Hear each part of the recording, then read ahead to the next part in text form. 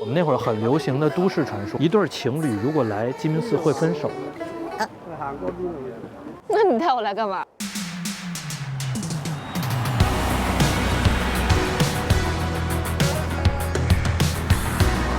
好，我们现在是在古都南京。在这一期，我和米老师将会在南京挑战扔掉手机，用这么一本17年前的旅行手册和南京的老地图，挑战重游南京。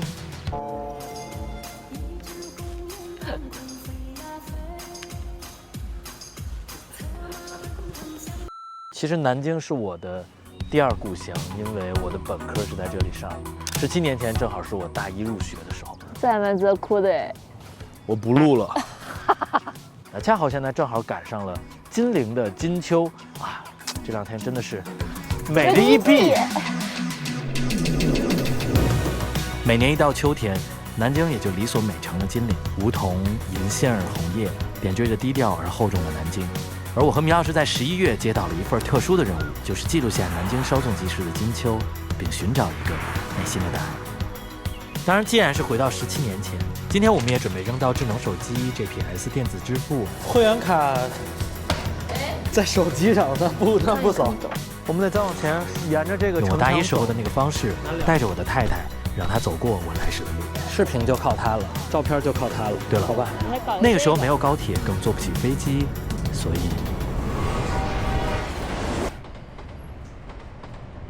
我就准备带着米老师坐卧铺过去。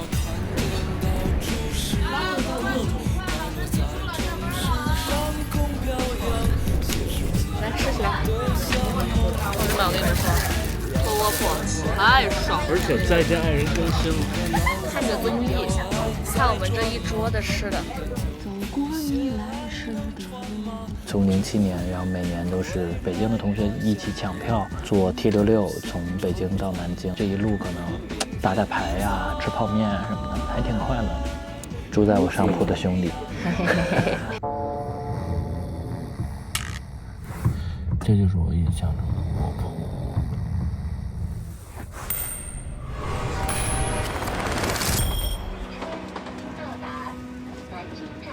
如果南京有什么地方是从07年能火到现在经久不衰的，那一定是如雷贯耳的先锋书店。好多人哦！一座从1996年开始存在的书店，被称为最美书店，也成了南京这座城市古老的精神路标。这有好多明信片。我们抽几个，感谢。现在用现金的人多吗？肯定很少了，挺多的。那些老先生。挺多的。我给到他现金的那一刻，他完全没有惊讶的感觉。有很多老先生啊什么的，对他们可能过来买书。我那一刻又感慨又感动，还是在想，可能年轻人用的还是少。这个书店不只属于年轻人，只不过因为我们每天都在社交网络上分享着我们的生活，而老先生他们不会这么分享，所以其实，在我们的世界里面，我们感受不到他们的存在，或者很少能感受到他们的存在。回到陆哥18岁时读书的地方，虽然他那时估计也没好好读书。走过你来时的路，以后的路都要一起走喽。这个书店跟你之前来有什么区别？人多了，就是商业化了，变成大家写字、打打卡、拍拍照的地方。但其实这是个悖论，如果它不商业化，这个书店活不到今天。但它曾经在被废弃的地下空间塑造了一座城市的文化客厅。这条从防空洞变为地下车库，再变为书店的长长斜坡，至今仍然保留着醒目鲜亮的黄色双线与出入的指示箭头。它曾经能停下车，现在也能停泊精神。我永远都感激这座贯穿了我大学4年的书店，也感激它一直坚持人来人往，所有人都能保持所有人的目的而来，而愿意读书的人也永远都可以找到你要读的书。然后这趟旅程将从这座精神的地下车库重新出发。故事从先锋书店作为起点，我们准备穿越时光，回到那个最初，穿越隧道，回到2007年。那一年微信、微博这些东西都没有，然后我记得每个人都用 QQ 空间，对，就好像那2年华语乐坛还真的神仙打架。你想什么？中国话思念是一种病，爱情转移。但是回想起来，好像那一年我听的都是陈绮贞跟戴佩妮。你那里的怎样呢？那你呢？穿过隧道，我们就回到2007年了。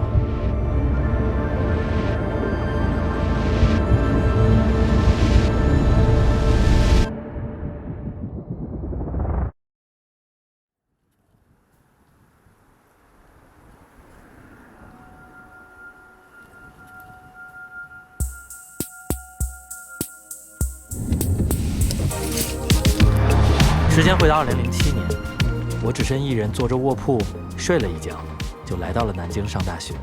然后一眨眼，再回到这个地方，17年过去了。差你5块。人生的长度竟然轻易的就增长了1倍。时间的流速有的时候比想象中更快。我常常忍不住回想那个时候的我，是否愿意相信年少热爱的一切都不会改变，不会散场。所以，重返2007，请回答。我现在看到的是07年的南京。对，然后现在我们要去第一个点，到了这个明城墙，古今对照的感觉。现在这种感觉很穿越啊！哇，好漂亮！那边就是玄武湖。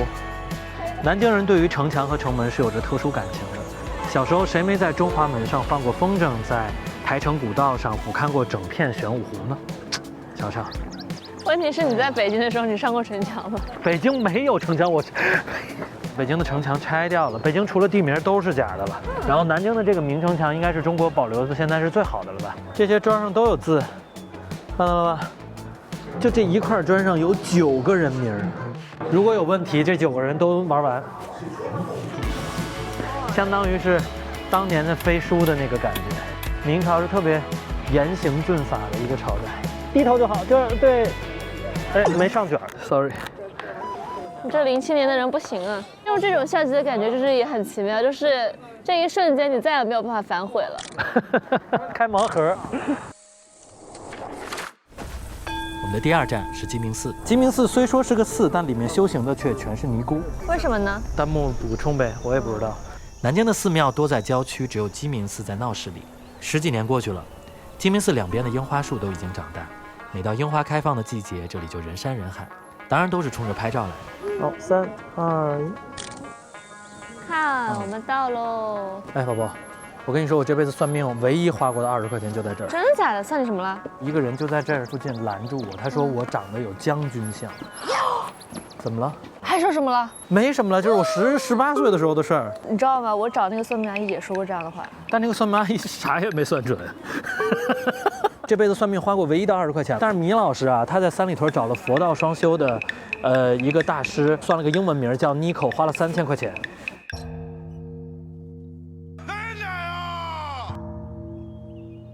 整个寺庙它的墙是这种明黄色的，就好温暖啊！你进来之后很舒服。哇，这银杏好漂亮。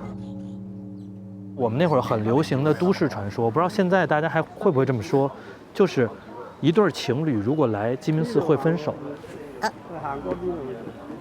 真的，听过的打在公屏上，我没骗你。那你带我来干嘛？不是，如果你俩本来就不合适，你俩来这儿就会分，因为他观音会帮你扶正姻缘。就像咱俩这种天造地设来就不怕，你懂我的意思吗？你对我们的感情非常的有自信。那非常有自信，感情百利弊。那你之前有没有带别的孽缘？分了吗？孽缘。这个鸡鸣寺是求什么的呀？都说是求姻缘的，但其实这个地儿是，这上面有个观音叫送子观音。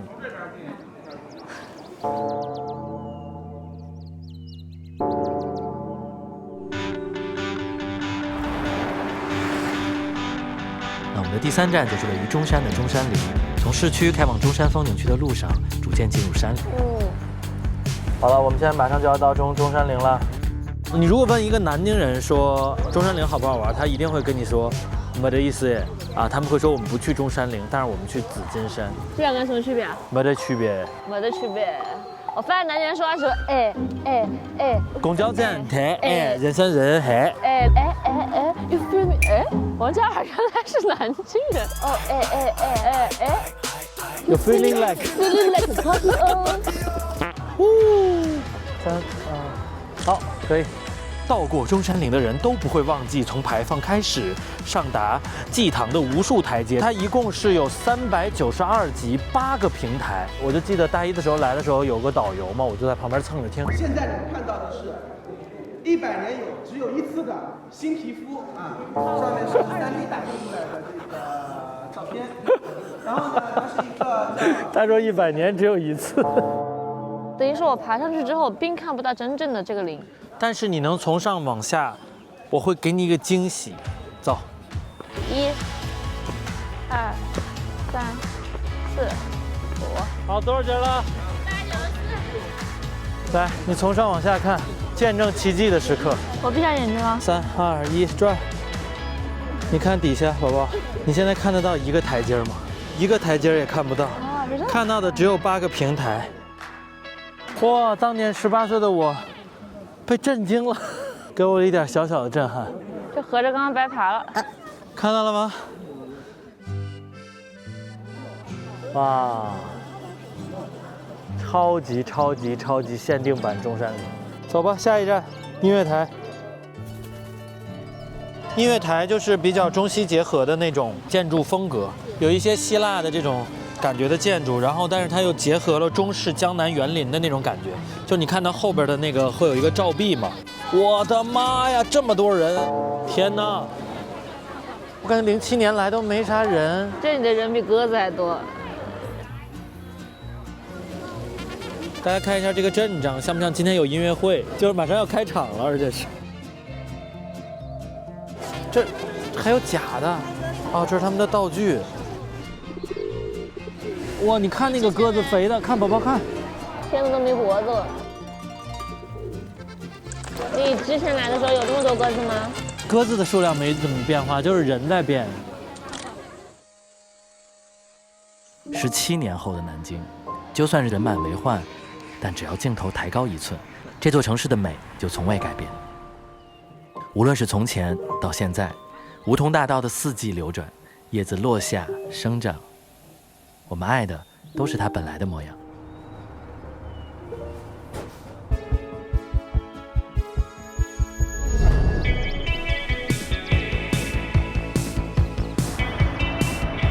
我们的最后一站就是我的母校，中国传媒大学南广学院。毕业以后从来没有回来过的地方，17年，我心跳砰砰的。我好紧张，你紧张啥呀？我不知道，你读大学又没干坏事儿。我确实没干坏事，但是就是紧张。你是觉得就是17岁的你比现在要更优秀，是更美好是吗？我觉得更单纯吧，就那个时候觉得很重要的事儿，现在可能都觉得不太重要。不重要的是什么？谈恋爱。当时觉得谈恋爱挺重要的。字已经改了，现在变成南京传媒学院了。以前是中国传媒大学南广学院，就你的学校已经无了，背面还是，校徽都改了。他们学校里面居然有必胜客、肯德基，还有海底捞、711的我们学校，喜茶、蜜雪冰城、COCO 都有。哇，你们学校还有 Manner 呢，太夸张了。你们这是一个小区啊！你们学校太屌了，我们上学的时候啥也没有，太屌了。真早了，生早，真生早了。天哪，这些树。怎么了？有什么区别？这些树都是我们当年栽的。我们最早在南广的时候是没有树的，因为是新学校，所以我们所有的树都是那种小苗苗。整个学校没有树荫，只有工地和楼。然后我们进去以后才凑满4个年级，所以那会儿每个系都有栽树的这种运动。我不敢想象这么大的这些树。我是18岁过来，我才知道原来有地方是没有暖气的。我来这儿以后，我真的生冻疮。我是南方人去北方读书，第一次开暖气的时候，我们所有人趴在那个暖气片那儿听那个上水的声音，我说哇，然后热的时候，哇，真的会变热。Oh, this world's a little crazy, so dark and so amazing. Yeah, that much is clear. 为什么没人打球啊？羡慕的要死的球场没有人用。你看现在也没有灯，所以就是天黑了就打不了了。哦，双灯了，我啊，气死了，气死了！大一的时候我们选修的是太极拳啊，就是篮球课被爆满了。你们见过体育考试作弊的吗？就是我。我在手上会写左野马分钟加什么海底捞月，下一步是什么，我就抄了一手，然后被体育老师抓包了，当时还。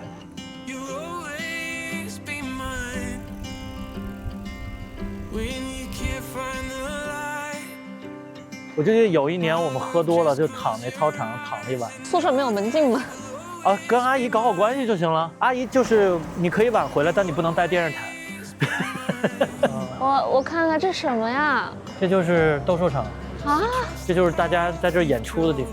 然后如果演不好的话，就当年我们就下去吧，下去吧，就这种。对，这是最 C 位，每次都要必抢的地方。当年就在那儿唱的歌。大3、大4吧，好像是大4要毕业的时候，在这唱《少年》。当时就觉得大4的我们就觉得，哎呦，好怀念18岁的那个少年时候。现在想想都有点幼稚。现在再听《少年》这首歌又不一样。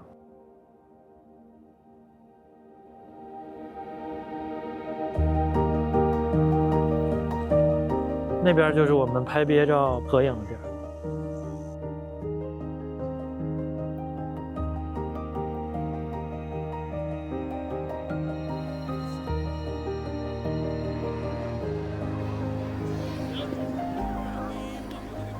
大学时代对一个人而言永远是如此的珍贵，讲座、拍摄、实践、文字、胶片，那是一个不得不将自我完完全全展露出来的年纪。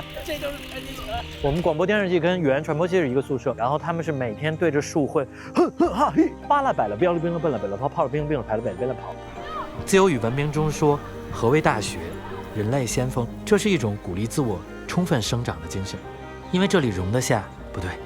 也只有这里容得下你全部的张狂和浪漫，天真和自我。学校变了，那些我们亲手种下的树，如今已经成了林荫大道。我有些伤感，但我想这也算是某种今已亭亭如盖矣。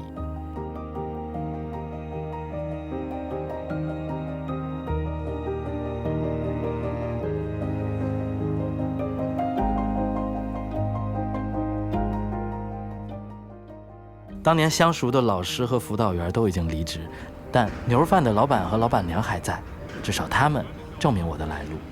牛肉饭，等会儿这个牛肉饭是不是我们当年那个牛肉饭？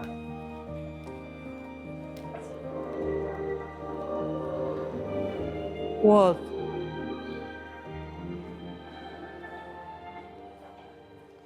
，Hello， 跑进来天天的看着。还记得他？记得。哇，没变样子是吗？比以前变帅了。老了。哎呦，老板您没变样哎。哪里没变？没变。你进来我就认出你。前几届基本都认识。哎呦，要哭了。哇！我要拍给他们。慢车，我得去食堂那里有个店，我得多少钱？你2个店呢？六食堂。现在看到6食堂现在。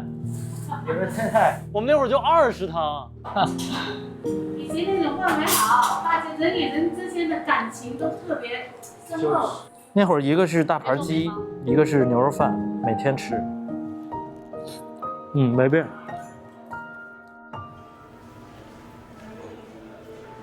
大一的时候真的有感觉是被骗来的那种感觉，坐到南京火车站，打车就感觉就这辆车怎么就还不到学校，就感觉坐了好久。你看我们学校在哪？啊！你们被边缘化了，在最下面，这太抽象了。现在好看了，因为有旧的感觉了，就整个学校你看到有旧的感觉了，它有时间的沉淀了。当时进来贼新，回忆涌上来啦。蒋勋在书里写道：“我向你介绍的巴黎一定不是客观的，因为我25岁在巴黎读书，我向你介绍的巴黎其实是我的25岁。”